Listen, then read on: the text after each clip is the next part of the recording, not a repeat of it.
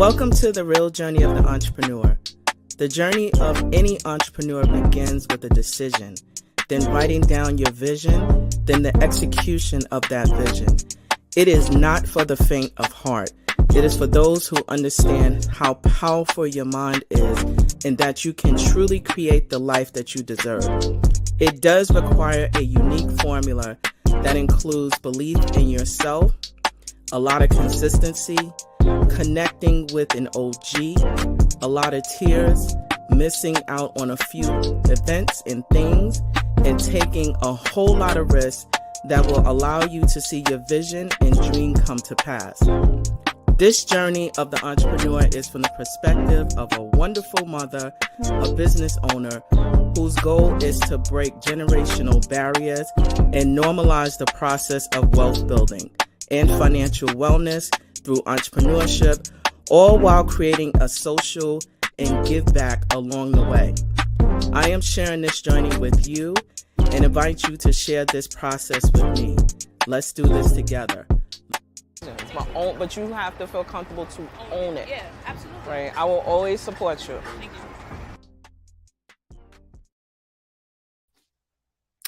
Well, hey there, good people. We are back. We are back. And I'm really excited to have you join us for another episode of the Real Journey of Entrepreneurship. As I love to say, entrepreneurship is not for the faint of heart. It is for those who wish to take steps day by day, courageous steps to pursuing their dreams. And I'm one of them. My name is Anita Pierce, and I'm the host and producer of The Real Journey of the Entrepreneurship. I am also the owner of 11375. We are a business consultancy that helps to support other small businesses.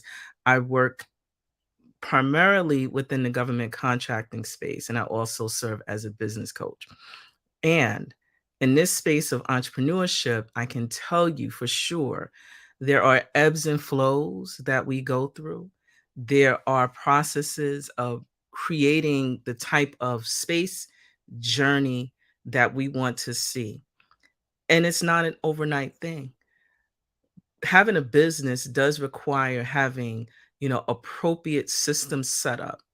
And so when I tell you that I am super excited for my next guest, I don't think you have any idea. I had an opportunity to first meet my guest last year, 2022, I believe. And I was a part of a business accelerator.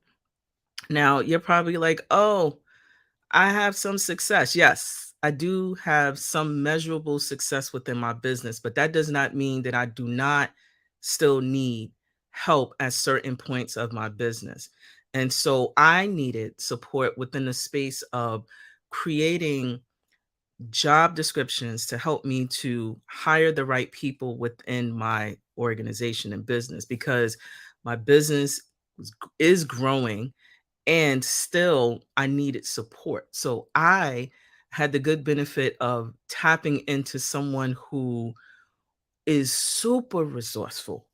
And when I tell you, when you listen to this conversation about Pat Warner and the work and the impact that is being done through her experience to small businesses, you will understand why I am growing in my business, because I utilize and paid attention to some of the specific advice that was given to me. And so I still need help. And so we're back again. And I am really, really excited to have and welcome to the show Miss Pat Warner, who is the founder and CEO of Covenant7. So, hey, Pat, welcome to the show.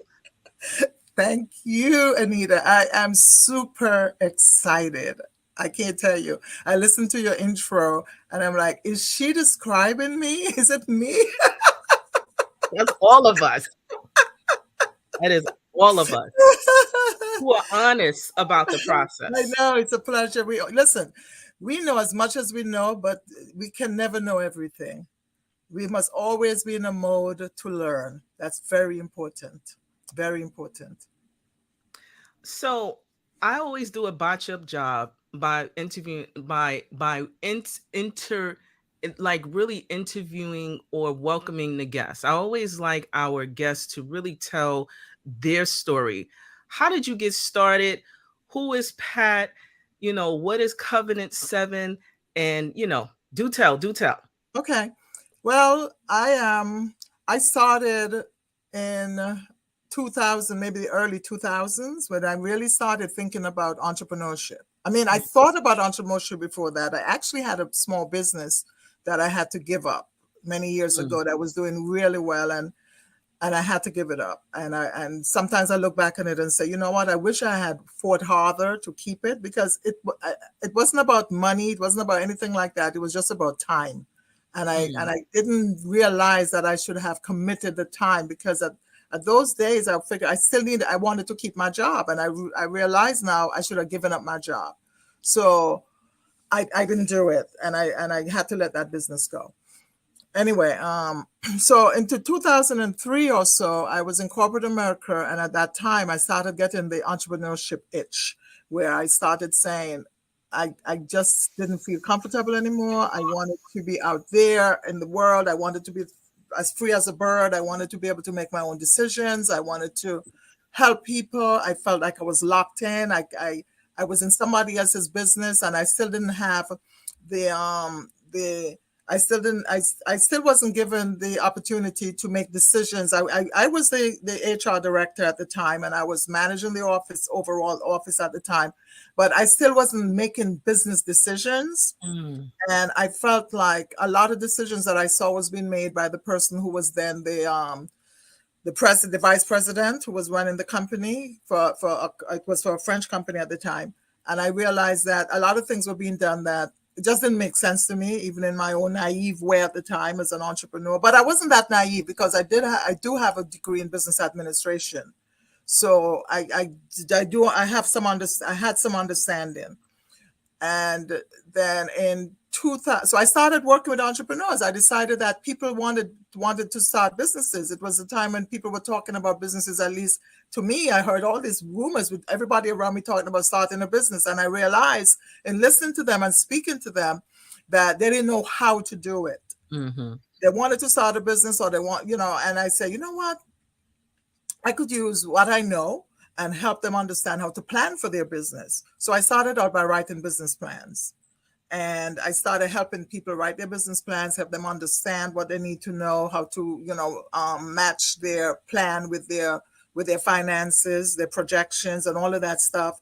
And in 2006, I left. I was gone and corporate America, and I incorporated my business. As a matter of fact, this month, May, it was May 2006 that I incorporated.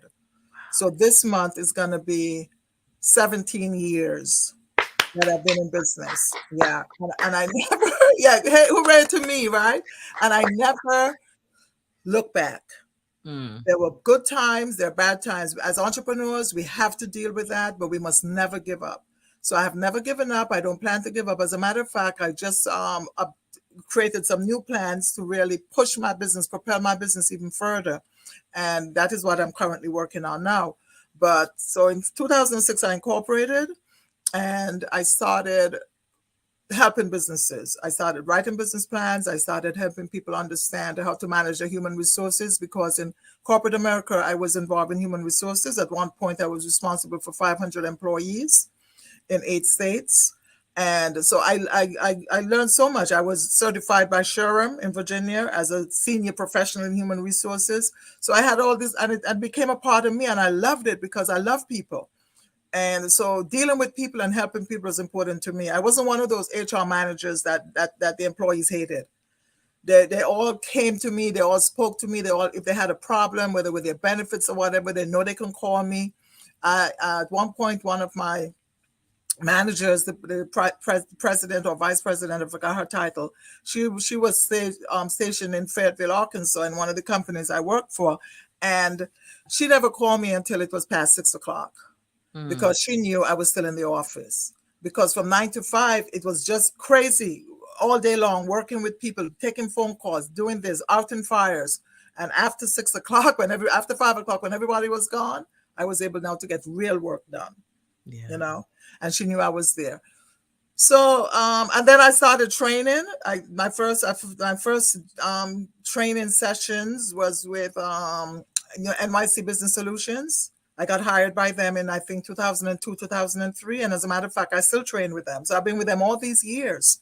So I'm still one of the instructors with NYC Business Solutions. I also was instructing as a volunteer with Weibo, Workshop and Business Opportunity. So I kind of let that go about a year or two ago.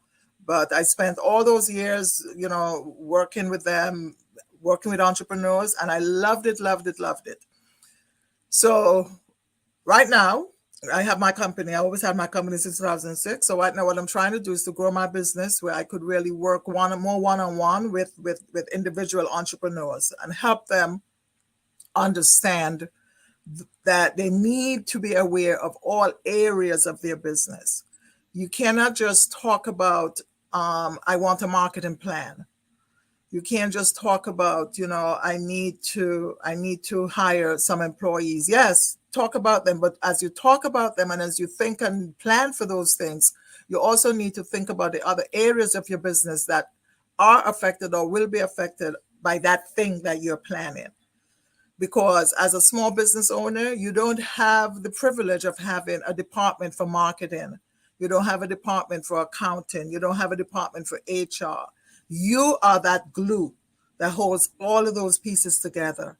So as a small business owner, that business owner have to be aware of all those pieces that interconnect to make that business. So what we do in our company is to make sure that when we work with our small business owners, whether they're startups or existing businesses, what we do is to make sure that we teach them, we help them understand how all those pieces connect, and making sure they keep that glue. That glue must be really tight to hold those pieces so that they could move on to be profitable and successful.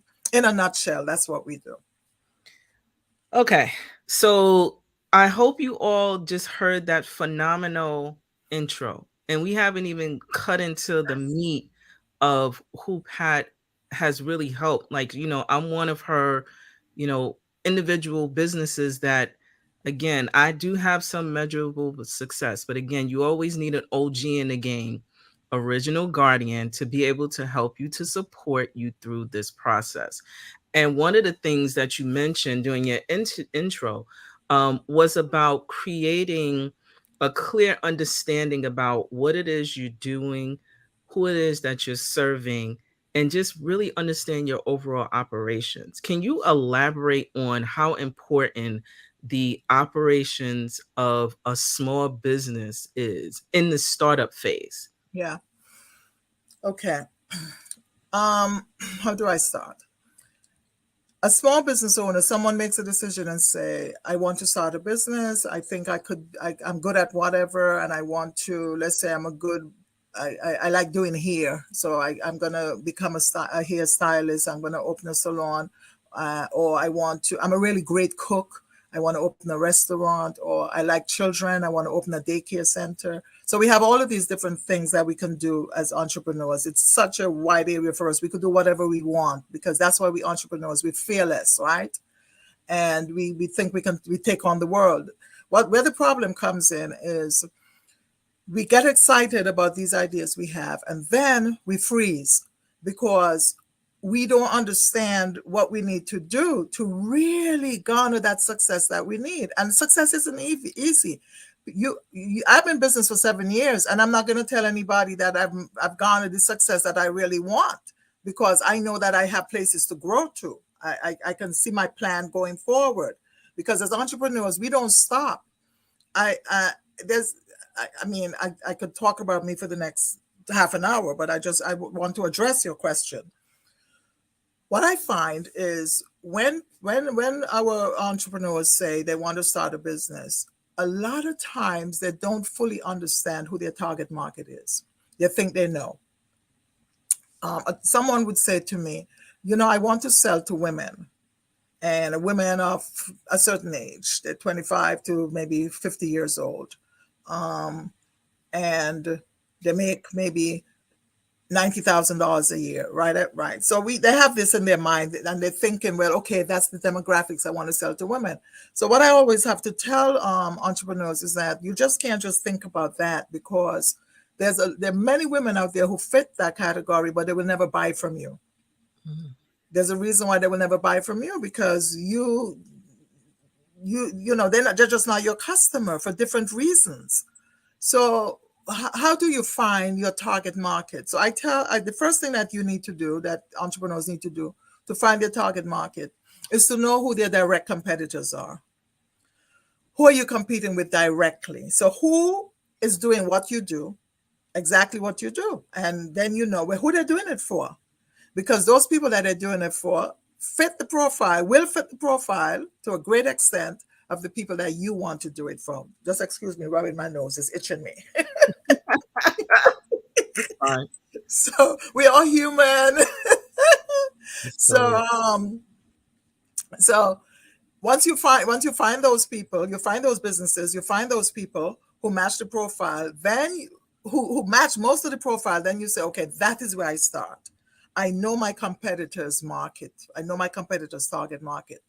And the reason why that is important is because when we enter the market as new businesses, we don't have any customers. They have to come from somewhere. So where they're coming from? They're coming from people who are already in the market buying those particular goods and services that we are about to sell. So they are with our competitors. So once we understand our competitors' target market, now we know where we can start, because the next thing we have to do is to figure out, how do we differentiate ourselves from everybody out there that we're competing with? We don't want to be like everybody else. We want to stand out. We want to be different. We want to make sure and the difference in us is not the difference that we create for ourselves. It's the difference that our target market wants. So now the next step for us to do is to talk to those people. Find a way to talk to those people, where we talk to them directly, or we do secondary research where somebody else did the research for us and we could go and find it. But we need to know, what makes those people tick? What are they looking for? What do they want different from what they're getting now? Right? How do we accommodate them? Because if we can give them what they want, then they're going to come to us. So for example, if someone opens a daycare center and say, you know what, I want to open a daycare center. I love children. I want to help children. And all these parents, I see all these children all over the place. I know I'm going to get a lot of children in my daycare center. They open the daycare center and they could accommodate 60 children, and they're stuck at 25. They're not growing, and they don't understand why. So somebody like me will come in and say, well, what are you doing different from the other 5 daycare centers that's in this particular geographic area? And they look at me and say, well, what do you mean what I'm doing different is a daycare center. We love the children. We make sure that we take good care of them. We keep them secure. We give them a meal. We have great teachers. We teach them. I mean, what are you talking about? And I would say, well, isn't that what everybody else is doing? Yeah, you're supposed to do it. But what else can you do? Speak to your parents. Speak to parents, not just your parents, but speak to parents, because you may find a parent may say, or several or many parents may say, for example, I would love it if my child could learn a foreign language when they're young, because that is a time when you teach them 5 languages and they'll learn them. So I would really love it if at this point my child could start learning a foreign language and don't wait until they get to high school. Sometimes that's where foreign languages are introduced. Say, oh, wow, I didn't think about that. So now if they bring in a teacher to teach the child Spanish or French or Mandarin or whatever the case may be, now they're already differentiating. So now their parents who need that, they're coming in. Then what if parents say, I would love it if my babies would learn to swim when they're young. So what if that daycare center says, once a week, we're going to have a trip to the swimming pool in the area, and we're going to teach our children how to swim. You differentiate in yourself. Your competitors are not doing it. And your parents and what most business owners would say, well, I can't afford to do that. I can't afford to hire a swimmer. I can't afford to hire a swimming teacher. I can't afford to hire a language teacher. I can't afford to hire a music teacher, whatever is necessary to bring those customers in, to bring those clients in. They're not willing to do it because the reasoning is, I can't afford to do it. instead of saying, let me figure out what the parents will pay if I give them these services so I can cover these costs, because parents that want those services will pay for it. And most of the times they don't think that. The first thing that comes out is, I can't afford it. So we have to change our thinking, and we have to start now thinking about how do we serve the customers, because what they tend to do, what most entrepreneurs tend to do, is to be very it's like, I need a sale. I don't care how I get a sale. I just want a sale. And so 9 times out of 10, they find themselves selling to people or trying to sell to people who are not really their customers. And they want to figure out, why am I not getting enough sales? Why my business isn't growing? Because you haven't figured it out yet. You haven't figured out who your target market is, and you haven't figured out how to please them. Because if you can please them, they will be willing, and they will be willing. And if their target market, they will be able to pay for your goods and services. I prove that. That's proven. Okay, because if you charge, Anita, you charge $100 for a service, and you decide, oh my gosh, if I could open my business 2 hours early, my customers would love it, and they're willing to pay an extra $10 just because of that. Now you're charging everybody, whether they come early or they come late, $110. You're already ahead of the game because of that just one differentiator. You understand? Mm-hmm. It's so interesting that you unpacked a lot. But I really want to double back on the entrepreneurial mindset, and how sometimes when we're starting, to your point, we say out of fear, oh, I can't afford, a business accountant, right? I can't afford a business coach. And these are things that, as you're starting up, you're planning for these things as your back operations. And that mindset, I know, and at least for me specifically, shifted very rapidly when my demand came up. And it wasn't like I didn't have all the resources. It was really about me budgeting and making sure that I had things covered for me. So it was not really a no. It was not at this moment, because I didn't have all of the resources available, but I knew that I needed it. I knew I need an accountant. That's not optional, especially if, there are things that I know, but then there are laws that I don't know. And that's why I have someone on my team to help me to manage through those process.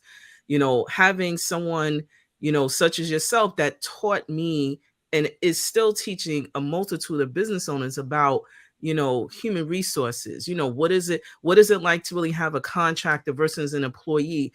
Because sometimes we try to shortcut things, which can cause us compliance issues down the road. And so that mindset that you are emphasizing is very critical for the long-term sustainable success within our businesses. Like, you got to think, do I want to shortcut now and harm my business later? Especially in, we're in New York State. So the laws in New York State are different than what's in New Jersey, Connecticut, Atlanta, LA. It's different. The state laws govern how businesses are run. So I want to just pivot slightly from the mindset to compliance, because I think you are the GOAT when it comes to teaching Oh, us about. I'm serious. And I can say that because I remember my first I was like, oh my God, like, like, it wasn't like a negative thing, but it was like, oh my God, I got to make sure all my stuff is together. Because I thought my stuff was in order. But when you really think about, having workers' comp, why should I have workers' comp? I'm like, but then when I started to get more deep in the government contracting space, that is something that they require, not just business liability insurance, that, the other stuff, because I am part of the team. And so I really want to just slightly pivot about business compliance, specifically in the state of New York. Now, I know that you work in other states, but specifically as it relates to the state of New York, things like when you're doing your business registration, okay. right? I always talk about, did you do your publication? That's for the state of New York, Right. right? And even though you may have been in business for years, you still should do it, Yes. right? Because it does serve as your protection. Right. Now, for the other compliance things, some of the things that trip us up. Do I need to be a contractor? Because most of us hire contractors. When this person may be an employee, how do you define that? Yeah. As you Well, start to grow your business, do yeah. tell, do Well, tell, Pat, do tell. well, talking about, excuse me, talking about compliance issues and talking about New York State. Those of us who own businesses in New York City, we have to be concerned about more than New York State. We have to be concerned about New York City because New York City has labor laws that affect only businesses in New York City.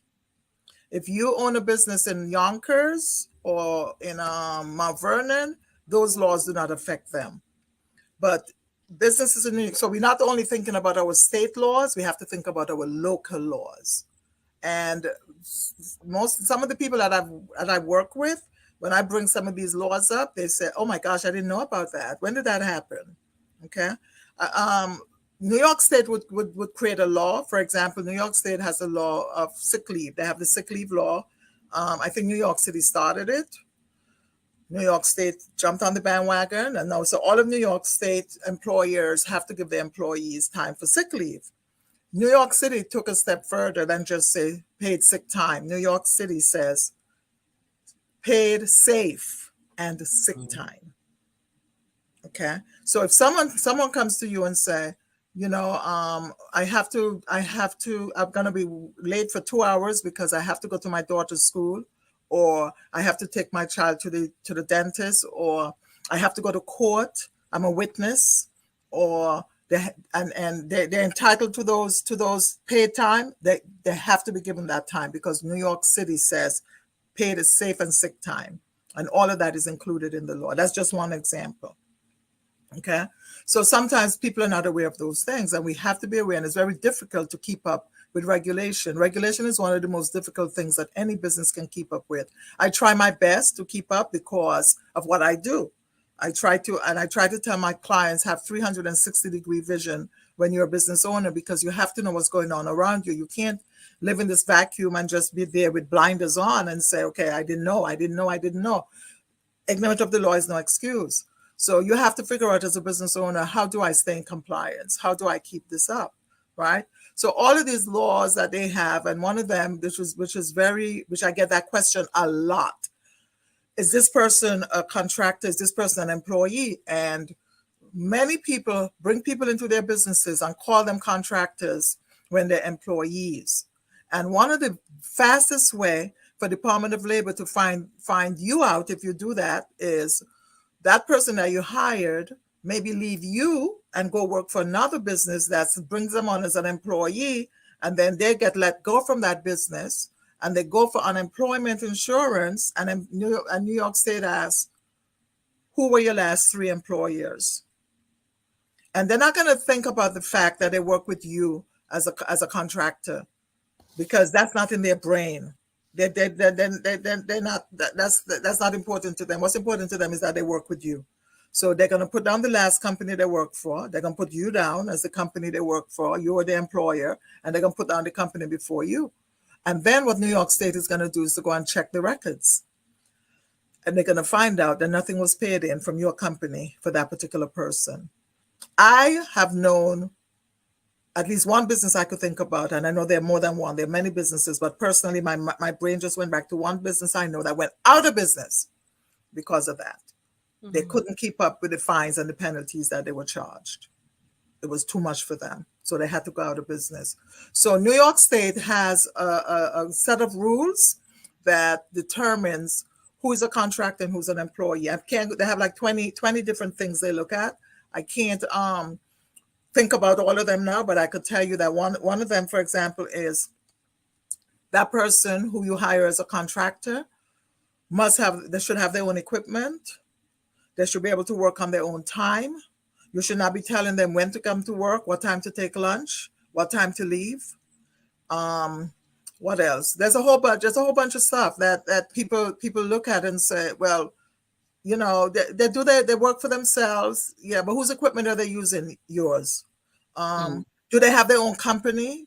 Can they work for somebody else while they work for you? Because if they're coming to you on a 9 to 5 and they don't have the opportunity to work for another business, they're not really a contractor. Because a contractor, it has their own business and they could work for many businesses at the same time. Yeah, they're not an employee.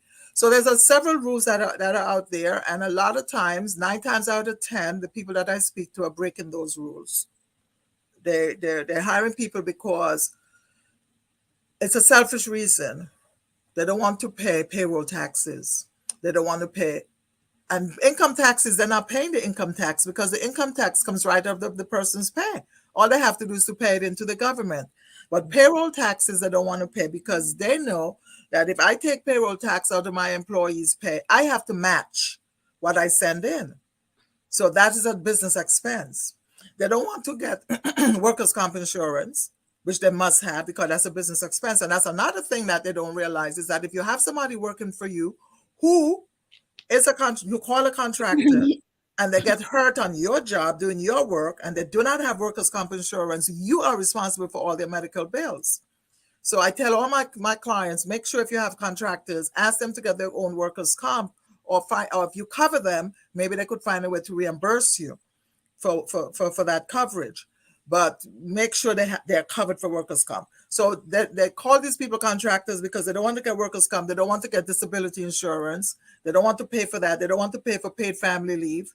And the thing about paid family leave is that people can't opt out of workers' comp. People can't opt out of disability, but they could opt out of family leave. They could sign the form and say, I don't want to have paid family leave, because some people say, I don't have any family to look at, to take care.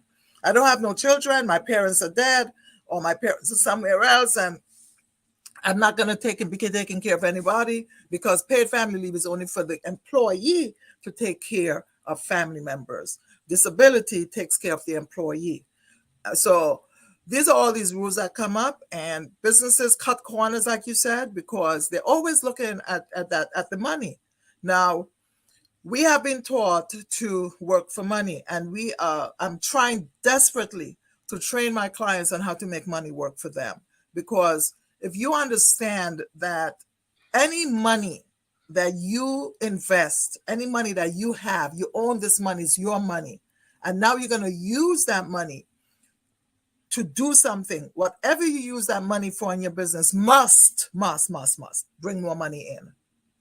It must bring more money in, because that is what we call a return on investment. And if you're not getting a return on investment, and you're not getting a sufficient, because you could get a return on investment that's 5% of the expense, it's still a return. But the question becomes, if that is the only, if your return on investment is measured by over across the board 5%, is that enough to sustain your business? Mm. You need to know what industry you're in. You need to know how your industry operates, because in your particular industry, a return on investment of 5% might be able to sustain your business. But what if you're in a business where you need a 15% return and you're only getting 5 because you Right. didn't do your research and you really don't understand the industry that you're operating in? So now you're working in a world, you're living in a world with your business where you find it very difficult to maintain a positive cash flow, which means that you keep depleting your cash balance. So at the end of the day, you look at your checking account and you realize, wait a minute, I don't have enough, maybe even to sustain my business for the next month. I'm like operating on a shoestring. And when people start operating like that, and they're not making those decisions that they need to make to really turn things around, and it's not that difficult to do. It's like you mentioned it, Anita, it's the mindset. It's not difficult to do. We have to be sold out to our businesses. We have to say, I'm going to make this business work. I'm going to do it. I'm going to do it. What needs to be done? What do I need to know? What do I need to do? Have that mindset. And many people, even when you talk to them, have that experience, you tell them what they need to do, you explain it, because I'm very patient when I speak to people. I talk, I explain, and they're still not doing it. They're still not doing it. And you wonder why why they're failing. And if COVID wasn't an eye opener, Mm. I don't know what will be, because so many businesses went out of business during COVID. And you know why they went out of business? Because they didn't have enough cash. That's the bottom line. Even if you were shut down for 3 months, for example, now I know a lot of business was shut down longer than that. I'm just using it as an example. If you have enough cash to sustain you, where at the very least you could pay your business expenses and keep your business alive, you would stay alive. But if you don't have enough cash even to keep you fluid for the next month, you're going to be out of business. I know businesses that got that PPP loan and still went out of business. Mm. I know businesses that didn't get the PPP loan and they're still in business. It's how you operate your business. So I try to tell my clients, I don't care if it's $50, if it's $100, whatever you can, put aside some money in your business, in a business account that is, you accumulate cash, start accumulating cash, because you don't know where the next problem is coming from. And without cash, you're out of business. There's so many things that could lead to us not having enough cash. But the bottom line here is you're out of cash, you're out of business. So all these compliance issues that we have, sometimes we turn a deaf ear, we hear them. I've seen people like that. They know they're supposed to have a decal on their window that tells the Department of Sanitation that they have a contract with a private garbage removal company, because New York City, as you know, doesn't remove trash from businesses. They refuse to do it. So the little white car is always stopping in front of their door, and the guy comes in and he's going to write a ticket, and they're going to either pay that ticket or they're going to act, crazy and go to court and pretend like I didn't know what I was doing and I don't know any better. And this is what happens with our small business owners, and we wonder why we struggled for all these years, why we can't relax. We can't say, oh, I could relax now. I could go on a 3-week vacation and I could just have my business could operate, and people will still get served, and money will still go in the bank, and employees will still get paid. And we tend to have this attitude that we want to operate our businesses as though we're going to be here forever, or we're not going to get sick, or we're not going to have a bad day where we just don't want to work. And in the meantime, clients don't care about that. I keep telling my clients all the time, your clients don't care about you. I said, I know you guys love me, but the bottom line is you care more about what you want than about me. Because if I come with any excuses to you and tell you, I promise you something, and I spend another 2 weeks getting it to you, you're not going to love me. You didn't get what you want. Clients want what they want. They don't care how nice we are and how much they like us and they like our personalities. They need what they want, and we must give them what they want. That is the bottom line. We're not important. Don't look at ourselves and say, oh, I'm so important, I'm a business owner and I know all this stuff and people like me and I'm popular. Oh, no, no, no, no. The minute you start displeasing your clients, you might find yourself out of business. And so I want to, I told you this was going to be good. When you talked about the space of cash flow, which leads me to a recent experience, recent meaning actually last year, was the first time that I actually wrote out a business plan for funding.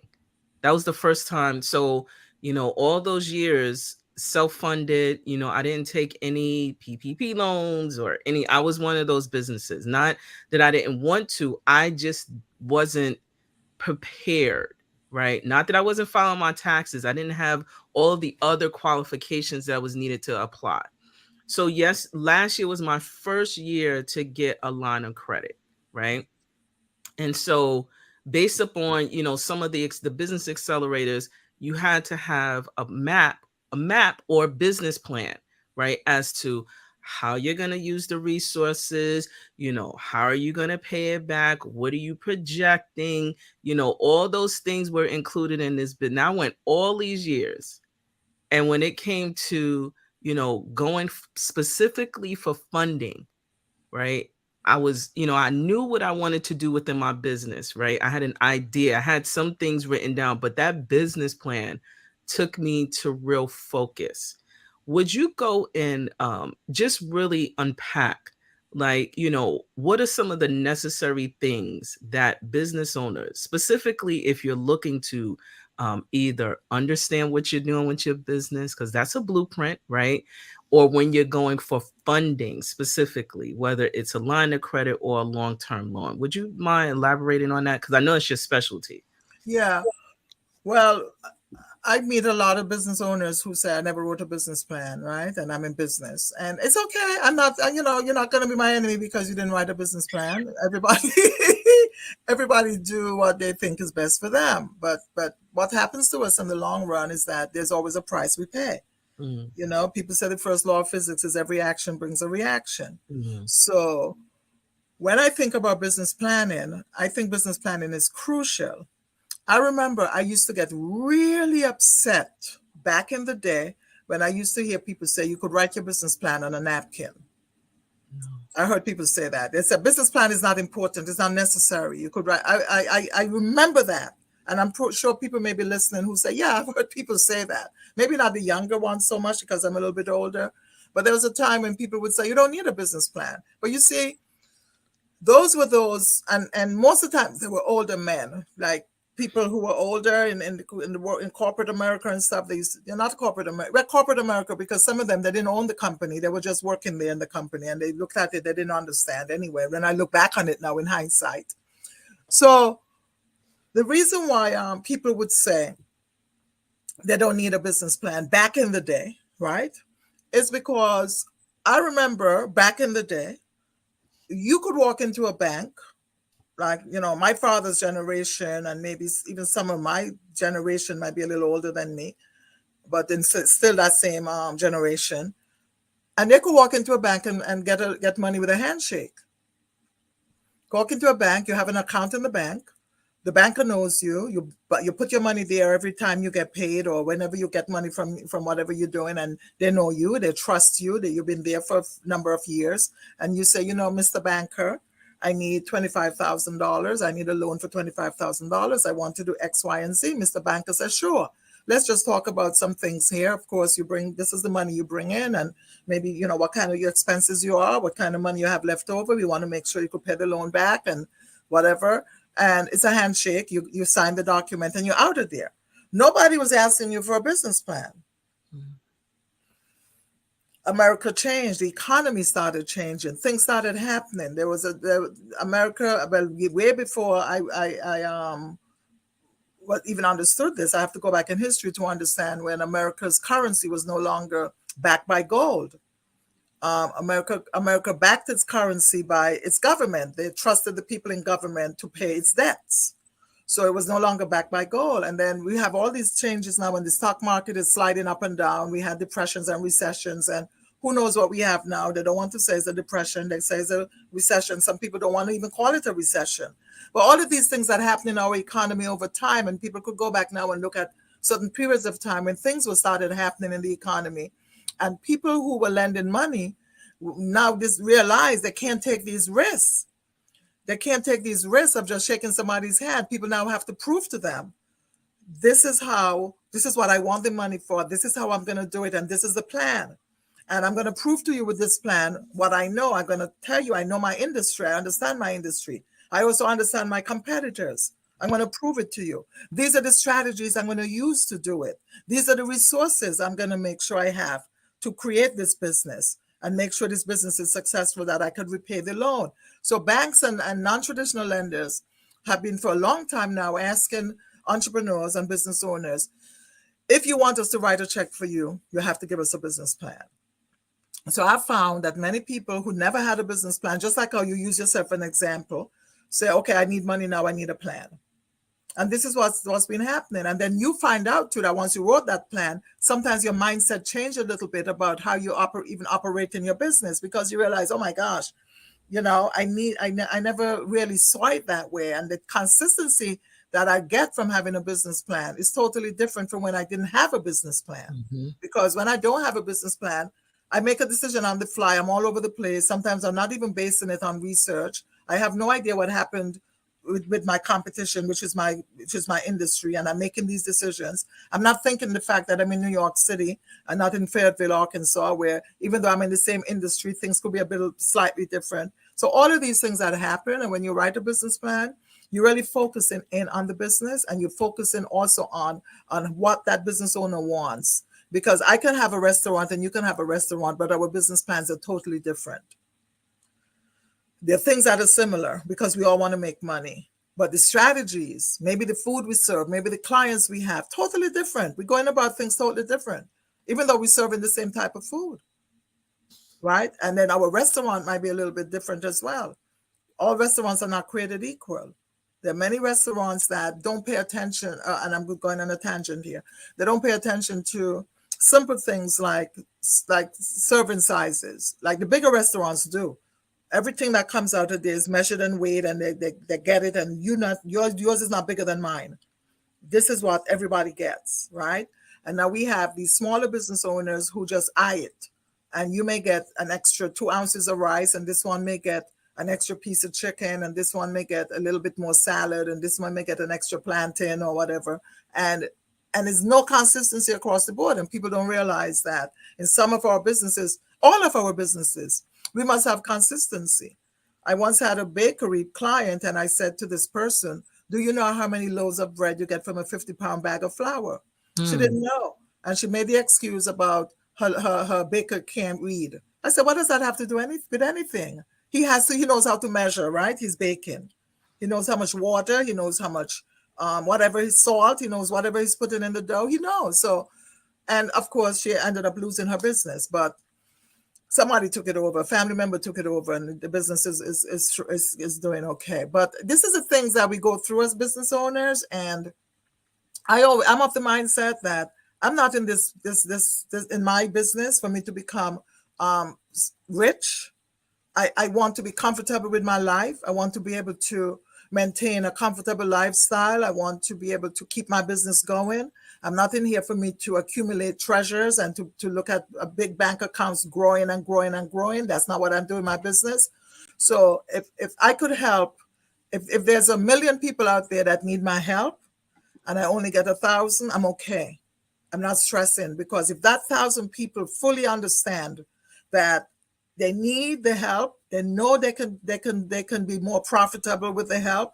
They know they can look at success and say, now I understand, now I get it, now I could go forth and do my business in a meaningful way and really make some money and take care of my family, make sure my business can survive. All of these wonderful things that I need to know. And this woman helped me. I prefer to help that small number than for me to go over that big number and just give them information, and which is general information. I like to be very specific, and I like that word intentional about the people that I serve, the people I talk to.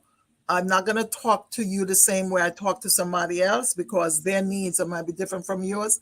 Your thinking is different from theirs. You think things differently, and I know I have to guide you based on how you think, so you understand, okay, this is how I need to do this. And this person is totally different in the way they want to go about it. But the bottom line in every case with every business is we must be profitable. That is the end. That's the end of the road. We must be profitable. If we have something that we call a business and it's not profitable, we do not have a business. We have a very expensive hobby. And we don't become profitable right away. I'm not telling people, oh, it's going to take time to be profitable. We don't become profitable right away, but we must know and have some idea when we will be profitable. And that's what a business plan does. A business plan gives you an idea of when you will become profitable. So you understand, before I'm profitable, definitely I'm going to be losing money. I'm not making a profit. So this also tells me I need to have a certain amount of cash in my checking account, because even though I'm losing money, I'm not bringing in enough sales. The business must pay its expenses every month. Otherwise you will be out of business.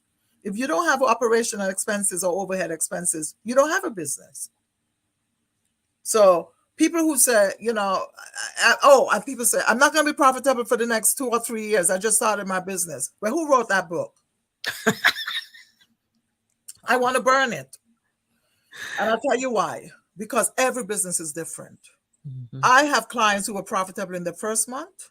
I had clients who were profitable several months down. I have couple clients who were profitable up to in their second year. They had, it depended on the business. Sometimes it depends, and depending on the business, sometimes means how much you invested up front.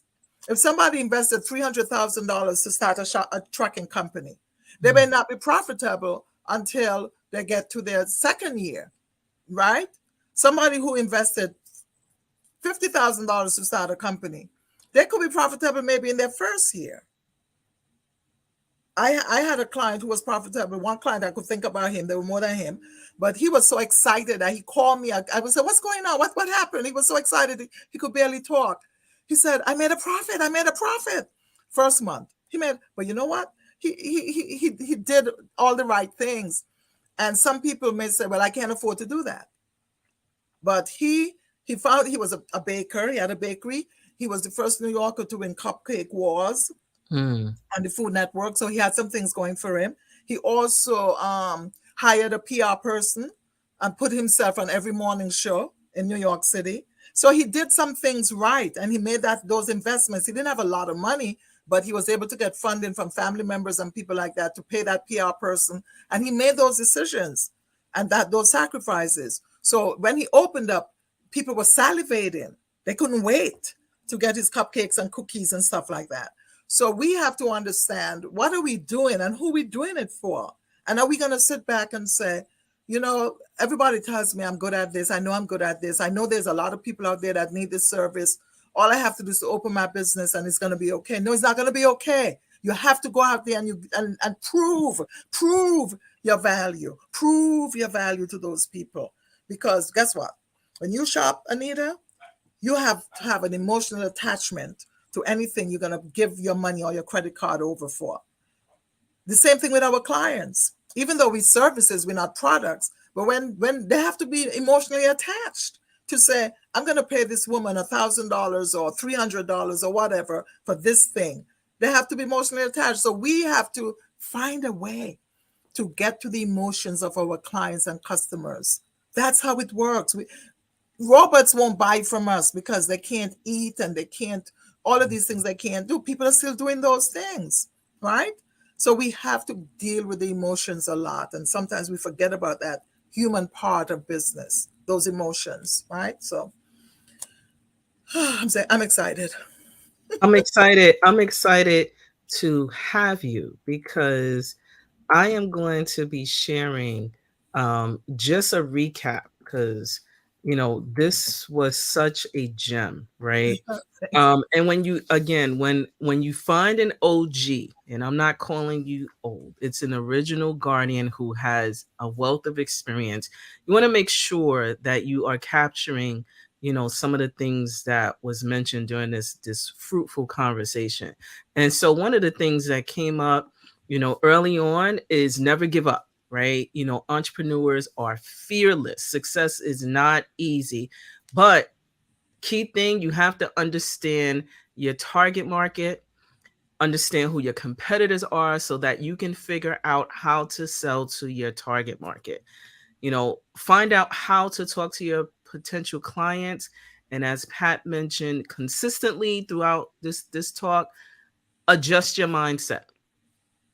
We also talked about the infamous business compliance. We are both business owners within the state of New York, and so you must 360, have 360 degree. 360-degree Yeah, not vision. 365, 360. Oh, That's 360. a Oh, complete see, circle. I messed up. All right, I'll write it again. So 360 uh you know degree vision within your business, right? And put aside some money to save for cash flow, as COVID taught us, right? Not cash balance. Cash balance, Yes, it's cash like balance. Because really it's cash flow is the difference between what comes in and what goes out. Cash balance is what's left over.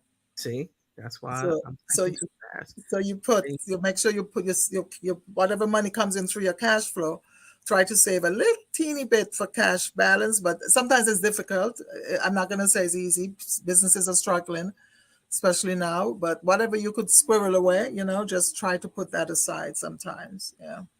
And not only that, business plans, right? So as I shared my Mhm. short experience, last year was my first. I was, I needed to do some things, right? Yeah. And so in order for me to do some things, I had to share my vision on my business. And that Yeah. required, me understanding who my target market is, who my competitors, what am I gonna be pricing? I'm a service-based business. So these are some of the things that I needed to know.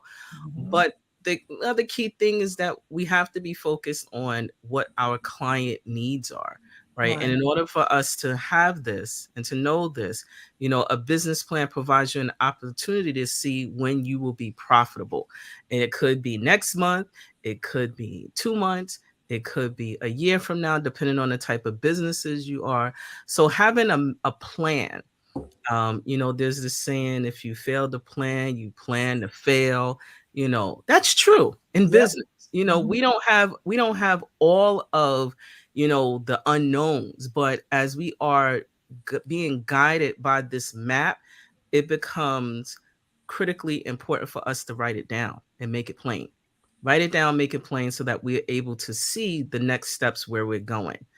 And then Pat wants to help small sustainable businesses long term, right? And so when you are thinking of Covenant 7, think about those things in terms of helping, small businesses to really optimize their profits.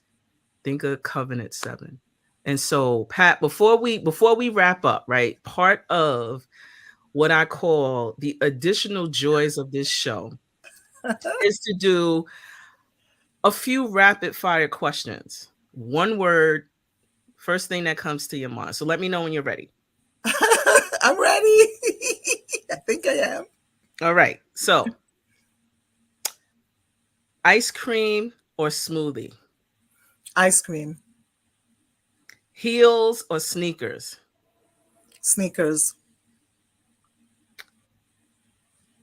The other question is, what's your favorite borough? Manhattan. This is New York based. So, Manhattan. Shout out to Manhattan. In 3 years, 3 years, and this is not one word, what will be the change within the market that you are serving specifically? Oh boy. Okay. Oh dear. Oh, I knew you Yes, would bring this up. I Okay. know. What? Well, okay. So I had a conversation with actually when I was speaking with my sister yesterday, we were talking, and I had this conversation about artificial intelligence Mm, and how it's going to affect businesses going forward. I know that in Europe, the governments in the EU and in England are now bringing in regulations or to kind of rein things in a certain way. And they're trying to get the US government, people in America are trying to get the US government to do the same thing. So besides all of that, I have recognized that a lot of people who don't take the time to learn, for example, about chat GBT, right? What mm, that things like that do. Some of us can be left behind because some of us are not going to be able to adjust and adapt. And our clients, for example, I write business plans. Anybody can go to chat GBT and say to chat GBT, write a business plan on whatever topic. ChatGPT would write a business plan. But I have found out, because I'm looking at it, that ChatGPT will not be able to give you your projections unless you very clearly understand what your projections are supposed to be and you can direct ChatGPT on what those projections are. Many people that I know won't be able to do that. So right. I know that my business, there's still a place for me with respect to that. I will never tell any of my clients not to use ChatGPT because how are you going to compete with something that you really can't control? It's there, right? But what I have to do with my clients is to try to get to a point where I can teach them how to work their businesses, how to manage their businesses more efficiently using these tools that are now becoming a part of our everyday life. We can't, as business owners, especially as consultants as we are, look at ChatGPT and bury our head in the sand and pretend like it isn't there. Right. We have to embrace it, and we have to find a way to teach our clients and make sure that they become comfortable with it and they understand how it can help them, right? So we can't say, oh, now I'm going to, lose all these clients because of this. And that's the wrong attitude, because it's not true. If you know what your clients need, like everything else, what do they need? How can you help them? That is the direction you go. So sometimes we, as a consultant, we just have to pivot just a little bit from certain things we were doing before, and we say, okay, we're not going to do that anymore because ChatGPT can do that, right? Mhm. But what can ChatGPT do to really help our clients become really profitable and successful, and be that individual business, and be that business that stands out, has that, be able to say, this is how I differentiate, that differentiation that makes it a business. How can we help them to do that? You maybe using that as a tool. And it's not all our clients going to be adapting to ChatGPT, but the ones that do, we have to be ready to help them. So in the next 3 years from now, I'm hoping that I have the type of business where people who find out about my business, people who find out about what I do, are willing to engage and say, I know she can help me. I know that I can't help everybody. And that is why if somebody who wants to open a consulting business comes to me and say, can you help me become a better consulting business? I will not, I have no holds barred. I'm not holding back. I'm going to help you because I want to make sure that the people that need these services get the best services ever. Right. So I'm not the type of person that's going to say, you know what, I'm not helping people who want to be consultants because I'm a consultant. No, I want to help everybody. If you want to learn how to have the best restaurant, you want to be the best consultant, I will talk to you. I will show you. I will guide you. I will help you along the way. So my goal is to help as many people as possible. I'm hoping that I find a way to franchise my business in some way. I'm figuring it out now. So I want that is part of in my mind. I don't know if it's going to work out or not. It's just something that came to me. I'm trying to start doing other things where I could have other income coming in while I'm fast asleep. Things that I have as a hobby, I maybe turn it into a business. So there's a lot of plans that I have, but I will never stop as long as I have breath, helping entrepreneurs become better business people, become more successful business people. There's so much work to be done with entrepreneurs because everybody wants to be an entrepreneur. There are going to be a lot of problems in the next 3 years because right now we live in an economy where thousands and thousands and thousands of people are losing their jobs. We find that we're going to have people who don't have the same discretionary income that they had before. And many of us as business owners, we still want to go out there and do business as usual. It's not going to work. We have to adjust. We have to pivot. We have to find a way where we can still help our customers where they are and still make money. We have to figure it out. And a lot of people are going to go out of business because they're not going to want to make that change and I want to make that pivot. If they could charge somebody $5 less or $50 less and still make money, they're not going to be willing to do it because of the mindset. So here we go with the mindset again. Change the mindset, right? So in a nutshell, that is where it is. So I do have my own plans for my business, but included in that plan is to make sure I help everybody that I could help. And people that need help. I'm offering consulting services. I offer courses where people can learn courses. I offer different consultations, overall consultations, or people just want to have in a particular area, they can have that. Because my business as a small business is not a small business that just does human resources or just does accounting. My business encompasses the entire entrepreneur because I know that as an entrepreneur myself, I have to be concerned about my accounting, my bookkeeping. I have to be concerned about my marketing. I have to be concerned about my human resources. I have to be concerned about my overall operations, about how I make decisions, about what I'm doing, my everyday stuff. So all of those things have to fit together really nicely. So if I'm helping an entrepreneur, small business owners, I have to be able to talk to them about the holistic business, not just a piece of it. So this is where my specialty is, the whole business. This is how we specialize here. And so, Pat, thank you for that. I am really, really excited to have the audience learn where they can find you. Here's your That's it. website, Hmm. um, That's it. covenant7.com. Resources are there.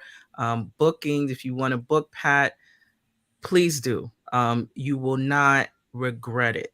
And so, on that note, I really want to thank you, Pat, for taking time out of your enormous schedule to come and share, wisdom as we are engaging about, really understanding what it really means to be in business.